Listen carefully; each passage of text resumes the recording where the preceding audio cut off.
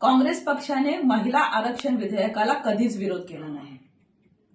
विरोध केला तो डिलिमिटेशनच्या विधेयकाला, म्हणजेच मतदारसंघ पुनर्रचनेच्या विधेयकाला।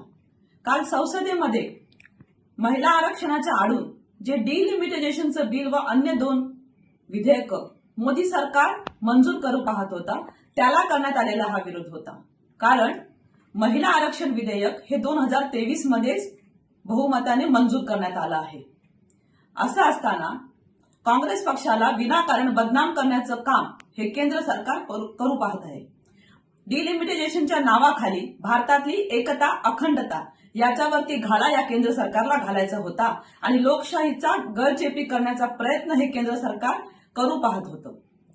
कारण काँग्रेसने 73वी आणि 74वी घटना दुरुस्ती करून महिलांना यापूर्वीच स्थानिक स्वराज्य संस्थांमध्ये 33% आरक्षण दिलं होतं। पुढे जाऊन हे आरक्षण 50% पर्यंत करण्यात आलं।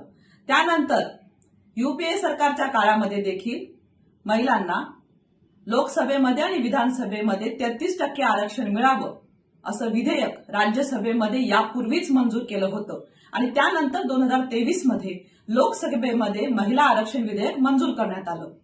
असं असताना आणि ज्या काँग्रेस पक्षाने देशाला पहिली महिला पंतप्रधान दिली, राष्ट्रपती दिल्या, राज्यपाल दिल्या, अनेक राज्यांच्या मुख्यमंत्री दिल्या, त्याचबरोबर स्थानिक स्वराज्य संस्थांच्या माध्यमातून महापौर दिल्या, नगराध्यक्ष दिल्या, सरपंच दिल्या, जिल्हा परिषदच्या अध्यक्ष दिला, असा काँग्रेस पक्ष हा महिला आरक्षणाच्या विरोधी कधीच असू शकत नाही।